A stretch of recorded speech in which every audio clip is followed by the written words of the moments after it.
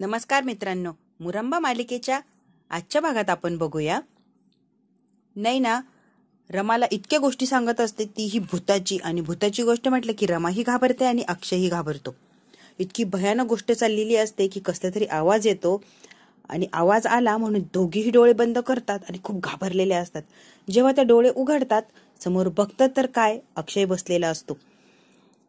रमा त्या अक्षयला इतकी मारते, तुम्हाला काही कळतं का हो इथं कशासाठी आला? एक तर ही नैना इतकी भयानक गोष्ट सांगते, मला इतकी भीती वाटली. आणि त्यात भूतासारखे इथे येऊन बसला. इथे कशासाठी येऊन बसले तुम्ही? अगो बाई, तुला माहितीये ना, भूताच्या गोष्टींची तुझ्यापेक्षा जास्त मलाच किती भीती वाटती. मीच इतका घाबरलो. अगो बाई नैना, का अशा गोष्टी सांगतेस ग तू? नको सांगू न ग बाई, प्लीज. मलाही भीती वाटते आणि हिलाही भीती वाटती. ही गोष्ट सांगताना मात्र नैनाही घाबरलेली असती आणि ऐकताना रमाही घाबरलेली असती. तिघांचीही घाबरगुंडी उडून गेलेली असती आणि इतकी जोरात ओरडतात. अक्षय, रमा आणि नैना तिघेही जोरात ओरडतात, कारण त्यांना टेबल किंवा खुर्ची हलवल्याचा आवाज येतो. नैना जी गोष्ट सांगत असते त्यामध्ये तसंच असतं की टेबल खुर्ची हलते आणि ते भूत स्वतः आलंय म्हणून असं दाखवतंय. हे जेव्हा ती सांगत असते तेव्हाच नेमकी त्यांना आवाज यायला सुरुवात होते आणि तिघही घाबरतात आणि जोरात किंचाळतात. रमा मात्र अक्षयला इतकी मारते, का हो इथं आला तुम्ही? आणि अगदी भूतासारखं. अगं बाई, मी तुझ्याकडे आलो होतो, पण मला काय माहिती ही नैना इतकी भयानक गोष्ट सांगणारे. नैना गप्प बसलेली असते. अक्षय तिला रागवतो. इकडे नील वर्कआउट करत असतो. माही हळूहळू येते आणि तिथे एक दोरी पडलेली असते. दोरी घेते आणि नीलचा गळा असा पक्का आवळते. गळा आवळते तर नील जागेवरच तिथे पडलेला असतो. त्याला काही हालचालही करता येत नाही किंवा त्याचा आवाजही निघत नाही. इतकं जोरात तिने गळा दाबलेला असतो की कदाचित नील मेला असं आता माहीला वाटलेलं असतं. आणि माही त्याच्याशी बोलत असते. काय रे नील, अरे बोल ना, तुझ्याशी बोलतीये ना मी. तू काय म्हटला? मग अशी काहीही बोलते, किती प्रेमाविषयी बोलते किंवा काहीही फालतू बडबड करते. मग आता मी बडबड करत नाहीये, तू बडबड कर. चल, तू काहीतरी चांगलं बोल. अरे नील, आता बोल ना, काहीतरी बोल यार नील. माहीने त्या नीलचं गळा आवळलेला असतो आणि त्याला हलवते आणि म्हणते, अरे बोल रे, काहीतरी बोल. माही हे स्वप्न बघत असते की नीलचं तिने गळा दाबलाय आणि कायमचा आवाज बंद केलाय. तू माझ्या अक्षयचा फोटो जाळला होता ना, म्हणून तुला मी मारून टाकला. आणि त्याशी बोलत असते, पण हे माहीचं स्वप्न असतं. नील माही आला हे कळतंय, लगेच म्हणायला लागतो, अगं माही इकडे ये माझ्याजवळ, अगं माही. अरे वा नील, झालं तुझं काम, झालं तुझं वर्कआउट करून. का ग माही, काही बोलायचंय का? आता आहे ना, तू जे वागलाय ना आता माझ्यासोबत, त्याचे ना फ्रुट्स खायला तू तयार राहा. का ग माही, प्रेमात पडणार आहे का माझ्या? प्रेम वगैरे करते की काय माझ्यावर? अरे नील, किती सुंदर स्वप्न बघतोस रे, पण हे स्वप्न कधीही पूर्ण होणार नाही. कारण एकदा प्रेम केलं आणि मी फसले, चुकीच्या माणसावर प्रेम केलं हे लक्षात आलं ना, आता परत कशाला करणार रे मी तुझ्यावर प्रेम? नील माहीला टॉर्चर करत असतो आणि नाही ऐकायला पाहिजे तेच बोलत असतो. माहीला म्हणतो, अगं प्रेम कर माझ्यावर, मीही तुझ्यावर खूप प्रेम करतो. आणि माही, तुला माहिती आहे का, तुझ्याशिवाय मी राहू शकत नाही. आणि कितीही काहीही प्रसंग येऊ दे, काहीही वेळ येऊ दे, हा नील आहे ना, ह्या माहीशिवाय जगू शकणार नाहीये. माही म्हणते, अरे वा, किती गोड वाक्य बोललास रे तू. का रे चुकीचे स्वप्न बघतोस तू? एकदा तुझ्यावर प्रेम केलं, चूक झाली, परत ती चूक करणार नाहीये. माही एक चूक परत करत नाही आणि चुकीच्या व्यक्तीवर तर प्रेम करायची चूक मी परत करणार नाही. कारण नील, तू काय आहेस ना मला कळालंय. अगं माही, मी आहे ना खूप चांगला आहे, पण बाहेर जर जगात गेली ना तर खूप वाईट जग आहे. मग जगात गेल्यावर तुला कळणार की अरे आपला नीलच बरा होता.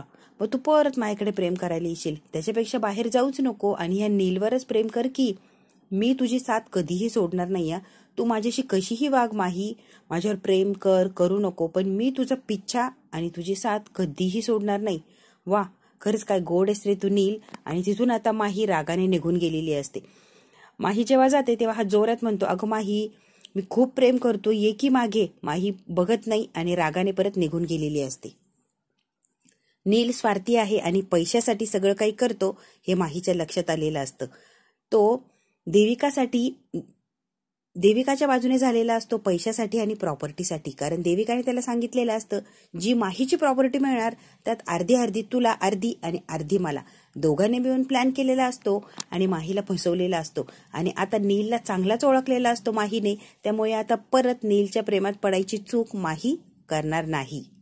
नैना खूप घाबरते आणि नैना म्हणते, प्लीज रमा, आजची रात्र माझ्याजवळ झोप ना, मला इतकी भीती वाटली ना, मी एकटी नाही झोपणार, एकटी झोपणं शक्यच नाहीये. अक्षय म्हणतो, ए बाई, अजून रात्रभर तिला काही भयानक स्टोऱ्या सांगशील आणि आयुष्यभराची झोप उडून जाईल माझ्या रामाची. ती काय तुझ्याजवळ झोपणार नाही आणि मी काय तिला तुझ्याजवळ झोपू देणार नाही, कारण आत्ताच इतकी घाबरून टाकली आहे. तुझ्याजवळ जर रात्रभर झोपली तर काय काय तिला स्टोऱ्या सांगशील आणि आयुष्यभराची झोप जर उडाली तर मी काय करू. नाही नाही नाही, तुझ्याजवळ रमा झोपणार नाही. नाही ना बाई, तू काहीही कर, कुठेही झोप. रमाचा हात पकडतो आणि अक्षय म्हणतो, चल ग तू, चल झोपायला, हिच्या नादाला नको लागू. ए अक्षय, अरे पण मी कुठे झोपू, मला एकटीला झोप येणार नाहीये, मला फार भीती वाटते. अगं माझी आई आहे की, माझी आई सीमा मुकादम एकटीच झोपलीये, कारण तिचं जे मिस्टर आहे ना ते नाही तिथे, त्यामुळे ती एकटीच आहे. जा माझ्या आईच्या जवळ जाऊन झोप. आणि आता अक्षयनी राग रमाला आतमध्ये नेलेलं असतं, कारण त्याची बिचारी रमा खूप घाबरलेली असते. नैनाने इतकी भयानक स्टोरी सांगितलेली असते. आता नैनाचा प्लॅन जागेवर थांबलेला असतो. सीमाने सांगितलेलं असतं, काही झालं तरी रमाला इथेच बसव किंवा तिला रात्रभर जागीच ठेव. पण तिने भयानक स्टोरी सांगितलेली असती. अक्षय घाबरतो, रमा घाबरतो आणि अक्षय रमाला रागाने घेऊन जातो बेडरूममध्ये. आता नैना मात्र बसलेली असते, कारण सगळा प्लॅनचा आता पचका झालेला असतो. सीमा येते आणि राग नैनाला म्हणते, मारू का तुला, का ग सांगितलं होतं ना व्यवस्थित सगळा प्लॅन कर, का सगळा पचका करून टाकला. खरंच इतका प्रयत्न केला मी, इतका प्रयत्न केला, पण तो अक्षय आला आणि त्याच्या माहीला घेऊन गेला. हो, सीमा म्हणते, खरंच ना नैना, तुला खरंच मार द्यायला पाहिजे, पण आता असू दे, मी ना एक शक्कल लढवली आहे. शक्कल कसली हो शक्कल, काय शक्कल लढवली तुम्ही, आता तू ये ना, बघतच राहा. नाही ना, मी तुला काय सांगणार नाहीये. अक्षय रमावर चिडतो आणि म्हणतो, का ग कशाला बसली बाहेर त्या हॉरर स्टोरी ऐकत, ती नैनाही काय सांगते आणि तूही ऐकत बसली, एवढी भीती वाटत होती मग बसलीच कशाला तिथे. तिला म्हणायचं की, अगं बाई मला झोप आली आहे, मला जाऊ दे. काय ग, कळत नाही तुला, स्वतःची बुद्धी नाही चालत का. अहो असं कसं दुसऱ्याचं मन मोडायचं आणि एकदम कोणाला काय सांगता येत नाही बरं. हो ना, ती नैना कोण कुठलची, आपल्या घरातली सुद्धा नाहीये, तिचे मन मोडायचं नाही याची काळजी तुला, तुझ्या नवऱ्याचं मन मोडतं याची काळजी नाही का तुला. म्हणायचं की माझ्या नवऱ्याला झोप आली असेल बाई, मला जायला लागेल बेडरूम मध्ये. अहो नाही, मला असं बोलतायत. हो, सगळ्यांची मनं जप, पण माझं मन जपायचा प्रयत्न करू नको. तू सगळ्यांची मनं जपायचा ठेकाच घेतलाय, हो की नाही ग रमा. अहो असं काही नाहीये, का चिडचिड करताय तुम्ही. रमा म्हणते, अय्या इतकी झोप आली होती, मग झोपून घ्यायचं ना, का माझी वाट बघत बसला तुम्ही, तू वेडी आहेस का ग. बायको बेडरूम मध्ये आली की लगेच झोपून घ्यायचं का. अहो तुम्हाला झोप आली होती ना, मग नुसतं मला सांगायचं की रमा मला झोप आली, मी झोपतो, आणि झोपून घ्यायचं, कशाला माझी वाट बघत बसला. खरंच मूर्ख आहे बाबा तू, तुला काही कळतच नाही, नवरा कशासाठी वाट बघतोय बेडरूम मध्ये बायकोची. हो हो हो हो, सगळी चूक माझीच असती, बरोबर आहे की नाही. अक्षय मुकादम कधीही चुकत नाही, सगळी चूक आहे ती रमाचीच आहे. काय हो, उद्या तापमान जर 40 झालं तरी ती चूक माझी, पाऊस पडला तरी चूक माझी, खूप थंडी वाढली तरी ती चूक माझी, काही झालं ना जगात ती चूक फक्त रमाची, तुमची कधीच चूक नसते. हो, तू कायमच चुकते, मी कधीही चुकत नाही. आता दोघांमध्येच वाद सुरू झालेले असतात. आता रमा खूप चिडते, काही झालं की रमावरच आरोप लावायचा आहे. बघा मला तुमच्याशी बोलायचंच नाहीये, तुमचा इतका राग आलाय ना मला बोलायचंच नाही. राग रमा जाते आणि झोपी जाते. अक्षय म्हणतो, खरी चूक माझीच आहे, तुझी वाट बघत मी आतापर्यंत जागलो, कशासाठी जागलो, चल आता उद्यापासून तुझी वाटच बघणार नाही. अक्षय ही चिडचिड करतो आणि अक्षय ही झोपी जातो. इकडे मात्र सीमा आणि नैना प्लॅन करत असतात की काही झालं तरी त्यांना झोपू द्यायचं नाही, त्यांना जागच ठेवायचं. सीमा म्हणते, नाही ना, आता बघ अशी शक्कल लढवली ना मी, बघ तू बघतच राहशील या सीमाचं कसं डोकं चालतं. आणि आता काय शक्कल लढवली आहे तर तयारी लागलेल्या असतात. नैना म्हणते, काकू कसली शक्कल लढवली. अगं मी सांगते ना, ते जवळ यायला लागले की अलाराम वाजणार, अलाराम वाजला की ती लगेच लांब जाणार, म्हणजे ते जवळ येणारच नाही. तुला कळतंय का. नैना आता हसायला लागलेली असते, काय सॉलिड डोकं चालतं हो तुमचं, खरंच आयडिया मस्त आहे तुमची. आता नेमकी अलाराम वाजायला लागलेला असतो आणि अक्षय रमावर चिडतो आणि रमा अक्षयवर चिडते. का हो, मुद्दाम मला त्रास द्यायचा आहे म्हणून अलाराम लावलाय ना तुम्ही, तुम्हाला सांगितलं होतं ना, का मला त्रास देताय तुम्ही. अगं बाई माझा मोबाईल बघ, मी नाही लावलाय. मग रमा म्हणते, मी सुद्धा लावला नाहीये, बघा जरा, बघा आणि मग चिडचिड करा. मी का लावेल.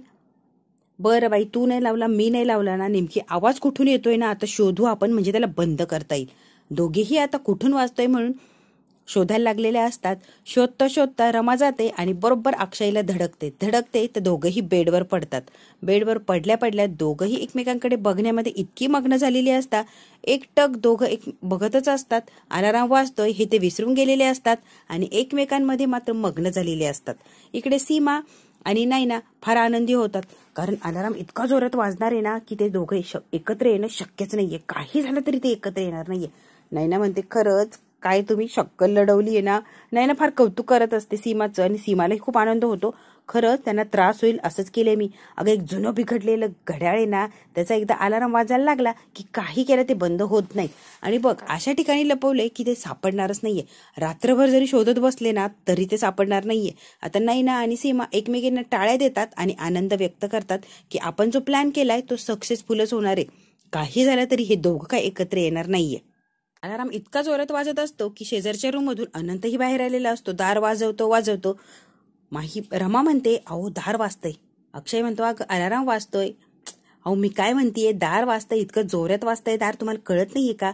अगं बाई अलाराम वाजतोय. ते आता जोरात त्याला हलवते आणि म्हणते, हे बघा माझ्याकडे बघू नका, दार वाजतंय, आवाज ऐका नीट. आणि अक्षय आवाज ऐकतो आणि म्हणतो, आता कोण आलं इतक्या उशिरा? एक तर या घड्याळाने परेशान केलं आणि आता दार वाजवायला कोण आलं? अक्षय दार उघडतो. आनंद म्हणतो, अरे हे काय अलाराम वगैरे लावलंय? ब्रह्ममुहूर्तावर उठायचा विचार आहे की काय तुमचा? अरे पण तुम्ही तुमचं उठा की, आम्हाला का त्रास देताय? इतका जोरात तुम्ही अलाराम लावलाय की अख्खं घर जागं झालंय. बंद करतो आधी. अरे दादा, तुला जो प्रश्न पडलाय ऑलरेडी आम्हाला तो प्रश्न पडून झालाय आणि आम्ही त्याचा शोध घेतोय. नेमकी हा अलाराम वाजतोय कुठून? काय यार अक्षय, तुमच्या घरात वाजतोय आणि तुम्हाला माहित नाही? सगळ्यांच्या झोपा मोडून टाकल्या तुम्ही. गजरचा आवाज इतका येत असतो आणि आता अक्षय चिडचिड करतो आणि आनंद सोबत सगळ्या घरात शोधाशोध करत असतो. म्हणून रमाला हसू येतं. ती तोंडाला हात लावते आणि हसत असते, कारण अक्षयची चिडचिड का होतीये हे रमाच्या लक्षात आलेलं असतं. आनंद आलेला असतो. असं एक एक करता करता अख्खं घर येतं आणि घर जमा होतं. हे डोकं उठायला लागले. आजी म्हणते, कोणीतरी पटकन शोधून ते घड्याळ बंद करा. सगळे शोध घेतात. सीमाही त्यांच्यामध्ये सामील असते शोध घ्यायला, पण घड्याळ कुठे सीमा काय सांगत नाही. आणि सगळे मात्र शोधून शोधून हैराण झालेले असतात. तरीही त्यांना घड्याळ कुठे हे काय सापडत नाही. घड्याळ शोधायच्या नादामध्ये अख्खं घर जमा झालेलं असतं. सगळे शोधाशोध करतात. आजीची मात्र भयानक चिडचिड होत असते. अरे काय लावलंय हे? अलाराम वाजतोय की ढोल वाजतोय? इतकं डचकायला झालं. आजी तू चिडचिड करू नको बरं, तुझ्यासारखं आम्हीही डचकलो, कारण इतकं जोरात वाजतंय ना, खरं डचकायलाच होतं. पण आता शोधतोय ना आपण, यात कुणाची चूक नाहीये, तर ऑटोमॅटिक वाजायला लागलंय आणि कुणी काय मुद्दाम लावलेलं नाहीये आजी. अरे बाबा शोध, बडबड करण्यापेक्षा शोधा. आता काय सकाळ झाल्यावर शोधता का? आजी का चिडचिड करतीये? आता सीमा म्हणते, सगळ्यांची चिडचिड वाढलीये आणि पाराही चढलाय, आता मात्र काहीतरी करायला लागणार. सीमा म्हणते, अरे बापरे, अरे देवा, हे बघा की घड्याळ वर कसं आहे? आपण सगळे खाली शोधतोय आणि हे घड्याळ वर कसं गेलंय? आता सीमा नाटक करते आणि घड्याळ कुठे हे सांगण्याचा प्रयत्न करते. अरे बापरे, खरंच. आनंद म्हणतो, सरका. आजी म्हणते, काढ रे पटकन, काढ रे बाबा, आता डोकं फुटायला लागलंय माझं. आनंद खुर्ची घेतो, ते घड्याळ काढतो. अरे हे बंद पडलेलं घड्याळ, कधीही वाजणारं घड्याळ, नेमकी लावलाच कोणी गजर?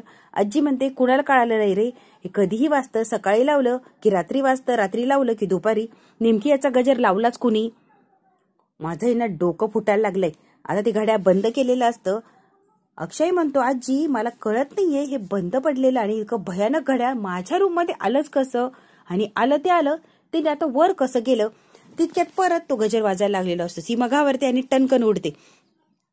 आनंद हसायला लागतो, आई घाबरू नको. अरे बापरे, आई पहिले हे घड्याळ बाहेर जाऊन फेकून द्या, माझं डोकं उठलंय भयानक. अरे हो, मला माहितीये कसं दुरुस्त करायचं. आणि सीमा घाईघाईने ते घड्याळ घेऊन गेलेली असते. सगळ्या लोकांची धांदल उडालेली असते आणि सगळ्यांची झोपमोड झालेली असते. घड्याळ सापडलेलं असतं. सीमा ते घड्याळ बाहेरही घेऊन जाते. काका आजीला म्हणतो, चल गाई झोपायला. आता काय झोप लागते बाबा, आता सकाळ व्हायला लागली, आता कसली झोप, गेली झोप, आता काय झोप येणार नाही. अगं जा, झोपायचा प्रयत्न तर कर. अनंत मात्र खुर्ची ठेवायला जातो टेबल जवळ. त्या टेबलवर एक वस्तू असते काहीतरी, ती बंद पडलेली असते. अनंत आता ती बघायला लागतो. अक्षय आधीच चिडलेला असतो आणि अनंत आता ती वस्तू बघतोय. ए दादा, पाया पडतो रे, आता ही वस्तू नीट करण्यासाठी आहे ना, सकाळी येऊन दुरुस्त कर बाबा. पण आता जा, तूही झोप आणि मलाही झोपू दे. आधीच माझ्या झोपेचं खोबरं झालंय आणि बघ इतकी चिडचिड होती ना, आता पटकन जा रे बाबा. दादा प्लीज तू बाहेर जा. अक्षय चिडचिड करतो आणि अनंतला आता बाहेर काढून देतो आणि दरवाजा लावून घेतो. माही परत हसायला लागलेली असते. खरंच किती छान होतं ना हे सगळं वातावरण. तिला आनंद येत असतो आणि अक्षयची चिडचिड झाली म्हणून तिला अजूनच मजा वाटत असते. आता काय 4 तास उरले, आता काय झोपायचंय? सगळं झोपेचं खोबरं झालंय आणि तू त्या ऑफिसमध्ये दिवसभर काम करायचं. 4 तास झोपून काय ऑफिसला मन लागणार आहे की ऑफिसचं कुठलं काम होणार आहे? रमा म्हणते, अहो झोपा पटकन. हा काय झोपा, 4 तासात झोप व्हायला लागली. अहो जेवढी मिळेल तेवढी निदान झोप तर घ्या. रमा आणि अक्षय झोपी गेलेले असतात. सीमा येते आणि हळूच दार उघडून बघते ते झोपले की काय. अक्षय झोपलेला असतो आणि रमाही झोपलेली असते. सीमाला जरा बरं वाटतं. सीमा हळूच दार लावते आणि बाहेर येते. नैना म्हणते, काकू या घड्याळाचा वापर केला, या दोघांना तर आज झोपी लावलं किंवा आजची वेळ तर आपण मारून नेली, पण रोज नेमकी काय करणार रे? आपण या घड्याळाचा वापर रोज नाही करू शकत ना. रोज जर केलं तर यांच्या लक्षात येणार, आपल्या दोघींची मात्र फजिती उडणार. पण आता उद्या काहीतरी वेगळा प्लॅन करायला लागणार आहे. तुमच्या लक्षात येतंय का काकू? सीमा म्हणते, हो ग बाई, आज जशी शक्कल लढवली तशी उद्याही काहीतरी लढू. आजची रात्र गेली आहे ना, उद्याची रात्र जाण्याचंही आपण काहीतरी तरतूद करू. दुसऱ्या दिवशी सकाळी आजी एक फाईल बघत असते आणि आता माहीला आवाज देते. माही माही माही येते, ही फाईल घे आणि सगळं काही चेक कर. सगळं काही व्यवस्थित आहे का बघ. आजी, मी काय करू हे बघून? अगं, तुझा कोर्स झालाय ना आणि तुला सगळं नॉलेज आहे ना या विषयाचं, मग तू होतीच या मीटिंगला तरीही मला विचारते की मी काय करू. सगळं काही व्यवस्थित बघ, कुठे काही चूक असते तर मला दाखव. तुला आवडतं की नाही तेही महत्वाचं आहे, कळतंय का तुला? आता रमा शांत बसलेली असते. आजी काय म्हणतीये? रमाला खरंच काही कळालेलं नसतं. ती आजीकडे एकटक बघते. अगं, आता बावळटासारखी ना माझ्याकडे बघत बसू नको आणि त्या खऱ्या रमासारखी ना बावळटपणा करू नको आणि माझ्याकडे बघू नको. तुला जे काम दिलंय ना माही, ते व्यवस्थित पार पाड, कळतंय का तुला? हो आजी, तुम्ही म्हणताय तसंच करते मी. आता रमाने सगळ्या फाईल आणलेल्या असतात आणि ती सगळ्या फाईलचे फोटो माहीला पाठवते. माहीने सगळं बघितलेलं असतं. आता आजीला काय सांगायचं ते माही रमाला सांगते. हे बघ, जे सांगितलंय ते लक्षात ठेव. काय सांगायचं? दुसरं मटेरियल वापरा, चांगलं मटेरियल वापरा, हे डिझाईन असं आहे, हे डिझाईन तसं आहे. मी जेवढं सांगते तेवढं सगळं काही जाऊन तू आजींना सांगायचं, कळतंय का रमा तुला? माही म्हणते, रमा अगं ते योग्य नाहीये असं सांग, सुटेबल नाही, सस्टेनेबल. माही, मला काहीही कळत नाहीये आणि एवढं सगळं त्यांना कसं सांगू ना, हा प्रश्न पडलाय. अजून एखादा प्रश्न त्यांनी विचारला ना तर मला नेमकी घाम फुटणारा. मला काहीही कळत नाहीये माही, प्लीज काहीतरी सोपं असं सांग बरं. रमा म्हणते, मला काही कळत नाहीये आणि आजीने जे 1-2 प्रश्न विचारले तर माझी बोलती बंद होऊन जाणार. त्याच्यापेक्षा आहे ना माही, तू ये, सगळं काही आजींना समजून सांग आणि परत जा. आणि माहीलाही तेच हवं असतं. माही एका मिनिटात म्हणते, हो मी येते की, आणि सगळं काही व्यवस्थित करते आणि सगळ्या मंडळींनाही भेटून जाते. रमा आणि माही आता एकमेकी चेंज व्हायचं ठरवलेलं असतं. माही म्हणते, अगं रमा, पण मी येऊ कशी घरात एंट्री कशी करू? अगं थांब, आता मी तुला सांगते. घरातली भाजी संपलीये, मला भाजी आणायला जायचंय. मी भाजी आणायला जायचं म्हणून बाहेर जाते, भाजी घेते आणि तुझ्या जवळ देते. तू भाजी घे, घरी ये, आजींना सगळं समजावून सांग, घरातल्या सगळ्यांना भेट आणि परत संध्याकाळी काहीतरी कारण काढ आणि मला परत येऊन भेट. तू तुझ्या घरी जा, मी माझ्या आईच्या घरून परत आमच्या घरी येईन. कसं वाटतंय? हो ठीक आहे, तुझं प्लॅन केलंय ना रमा, आपण त्याप्रमाणेच वागू. रमा म्हणते, तुझं काम होतंय तोपर्यंत मी दिवसभर माझ्या आईच्या घरी राहील, म्हणजे आईलाही भेटणं होईल आणि तुझं घरात येणंही होईल, त्यामुळे सगळं काही व्यवस्थित होणार, कळतंय ना? माही म्हणते, हो तू सांगितलंय ना तसंच वागूया. इकडे ऑफिसला जाण्यासाठी अक्षय तयार झालेला असतो आणि तयार होऊन आता बेडरूमच्या बाहेर येतो. रमा लगेच त्याला आवाज देते. रमा अक्षयच्या हातामध्ये डबा देते आणि काय हो, ऑफिसला चाललंय ना? अगं हो, डबा दिलाय म्हणजे ऑफिसला चाललो ना. अहो तसं नव्हतं म्हणायचं, तुम्ही चाललंय ना, मग जाता जाता मला वाटेत सोडा, कारण मलाही जरा काम आहे. तुला आहे ना मी कुठेही सोडणार नाही, अशीच पकडून राहणार आहे. हो, काय खाणार? पोटाला काहीतरी लागतं ना भूक लागल्यावर. हे काय डबा दिलाय ना, ते आत्ताच झालं, रात्रीही काहीतरी लागणार ना तुम्हाला खायला. अगं बाई हो, मग त्याच्यासाठी मला भाजी आणायला जायचंय बाहेर, मला सोडा. बरं बाई सोडतो, मी गाडी काढतो, तोपर्यंत ये. आता रमा म्हणते, मी पर्स घेऊन येते आणि आता पर्स आणण्यासाठी ती बेडरूम मध्ये गेलेली असते. माही मस्त तयार झालेली असते, साडी वगैरे नेसलेली असते, 2 वेण्याही घातलेल्या असतात.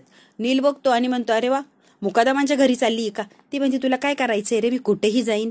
अगं मला काही करायचं नाहीये, जा त्या अक्षयला भेट, सगळं काही कर, पण शेवटी तुला माझ्याकडेच यायचंय, म्हणजे नीलच्या घरी. मी वाट बघतो या, पटकन जा माही आणि रमाच्या घरी जाऊन रमासारखी वागून पटकन ये. आता माही नीलवर चिडते आणि आता चाललेली असते. तितक्यात आजीची मैत्रीण आलेली असते आणि देविका देविका करते आणि आता ती माहीच्या समोर येऊन उभी राहते. माहीला खूप राग येतो, ती आजीची मैत्रीण घरी आलेली आहे म्हणून, आणि माही तिच्याकडे रागाने बघते. हा भाग इथेच संपतो. पुढच्या भागात काय होणार आहे आपण थोडक्यात बघूया. आजी माहीसोबत मीटिंग करत असते आणि तिला म्हणते, मला असं वाटतंय की सगळा बिझनेस तुझ्या हातात द्यावा आणि मी आता रिटायर व्हावं, कारण सगळं काही तुला कळतंय ना, मग तुला एकदाच दिलं की मी माझी मोकळी झाली. माही म्हणते, मलाही असंच वाटतं, इथे यावं आणि कायमचं राहावं. रमा भाज्या आणायला गेलेली असते आणि तिला खूप गरम होतं. ती म्हणते बापरे किती गरमी आहे ही. साई येतो आणि तिच्या डोक्यावर छत्री पकडतो. तू रमा आहे की माही मला माहित नाही, पण एक माणुसकी म्हणून मी तुला मदत करतोय. आणि जेव्हा साई रमाच्या डोक्यावर छत्री धरतो हे मात्र अभिने बघितलेलं असतं आणि अभि म्हणतो रमा आणि साई एकत्र, हे दोघं एकत्र कशा असू शकतात. आता अभिने दोघांना एकत्र बघितलंय, बघू नेमकी काय गोंधळ होतो. मित्रांनो, हा भाग इथेच संपतो. व्हिडिओ आवडल्यास लाईक शेअर सबस्क्राईब नक्की करा.